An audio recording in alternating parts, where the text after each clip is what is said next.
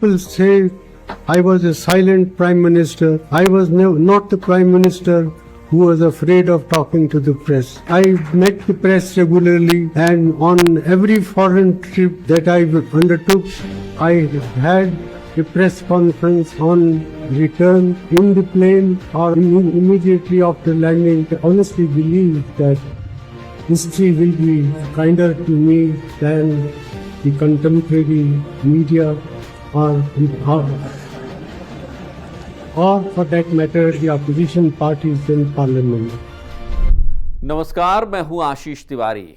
3 जनवरी 2014 दिल्ली के national media centre में तत्कालीन प्रधानमंत्री डॉक्टर मनमोहन सिंह एक प्रेस कॉन्फ्रेंस को संबोधित कर रहे थे।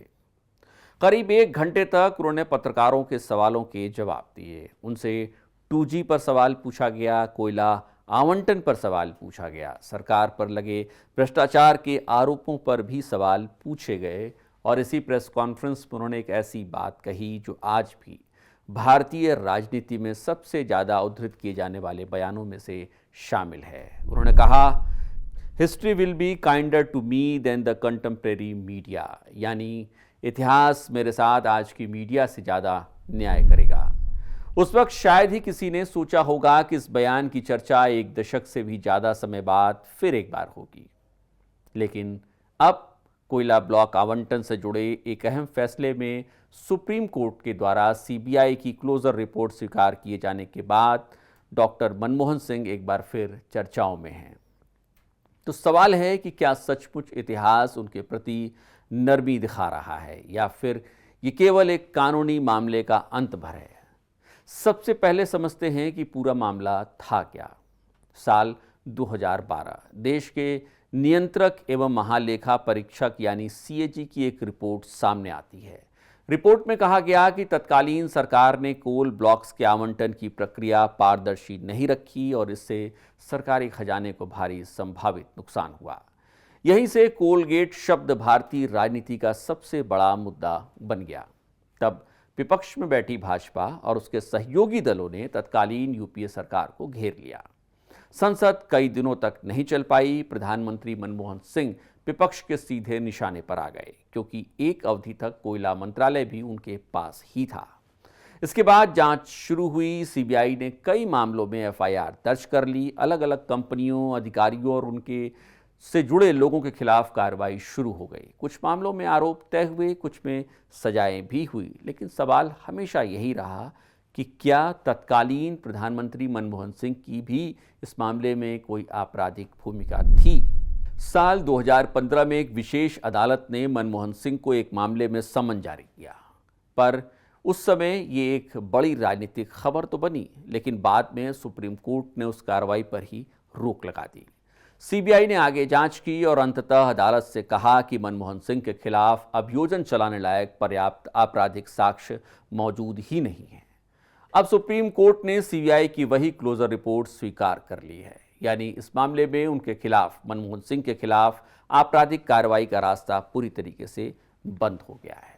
लेकिन यहाँ एक बात समझना जरूरी है। इस फैसले का मतलब ये नहीं है कि कोयला ब्लॉक आवंटन से जुड़े सभी मामले एक जैसे ही थे या सभी मामलों में एक जैसा ही परिणाम निकला। कोलगेट कोई एक मुकदमा नहीं था, ये अलग अलग आवंटनों से जुड़े कई मामलों का एक समूह था। हर मामले के तथ्य अलग थे, हर मामले के सबूत अलग थे और अदालतों के फैसले भी अलग अलग रहे। लेकिन डॉक्टर मनमोहन सिंह के दूसरे कार्यकाल पर कई बड़े आरोप लगे। 2G स्पेक्ट्रम आवंटन, कॉमनवेल्थ गेम्स में घोटाला, कोयला ब्लॉक आवंटन में घोटाला, इन मामलों में UPA सरकार की राजनीतिक छवि को गहरा नुकसान भी पहुंचाया। लेकिन समय के साथ कई मामलों में अदालतों ने अलग अलग निष्कर्ष दिए और अब जिस तरीके से CBI की क्लोजर रिपोर्ट को स्वीकार किया गया है, उससे तत्कालीन प्रधानमंत्री मनमोहन सिंह भी एक तरीके से बेदाग निकल कर आते हैं। 2G स्पेक्ट्रम मामले में भी विशेष अदालत ने सभी आरोपियों को बरी कर दिया था। कॉमनवेल्थ से जुड़े कुछ मामलों में भी जांच एजेंसियों और अदालतों ने अलग अलग निष्कर्ष दर्ज किए, यानी राजनीतिक आरोप और अदालत में साबित होने वाला अपराध दो अलग अलग बातें होती हैं। आज जब मनमोहन सिंह को क्लीन चिट मिल गई है तो समझना होगा कि किसी राजनीतिक आरोप को अदालत का फैसला नहीं माना जा सकता है। यही नहीं, किसी अदालत के फैसले से राजनीतिक बहस भी पूरी तरीके से खत्म नहीं हो जाती है। अब एक और सवाल, क्या अब भी मनमोहन सिंह की ईमानदारी पर किसी तरीके का सवाल उठाया जा सकता है? क्या मौजूदा प्रधानमंत्री नरेंद्र मोदी अपने उन बयानों पर फिर एक बार विचार करेंगे जो उन्होंने 2014 में चुनाव प्रचार के दौरान दिए थे? यही नहीं, संसद में मनमोहन सिंह को लेकर जिस तरीके के बयान बीजेपी के नेता देते रहे, क्या वो अब भी कहीं टिकते हैं? क्या हमें यह समझना होगा कि कानूनी निष्कर्ष और राजनीतिक मूल्यांकन दोनों अलग अलग बातें होती हैं? फिर लौटिए और याद कीजिए कि 2014 की उस प्रेस कॉन्फ्रेंस में मनमोहन सिंह ने जो कहा था कि इतिहास उनके प्रति ज़्यादा उदार होगा। क्या वाकई में मनमोहन सिंह की कही बात सही साबित हो रही है?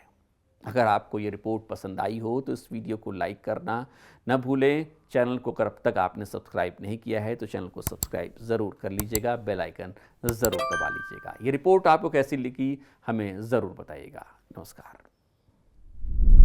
People say I was a silent prime minister. I was not the prime minister who was afraid of talking to the press. I met the press regularly, and on every foreign trip that I undertook, I had a press conference on return in the plane or immediately after landing. I honestly believe that history will be kinder to me than the contemporary media or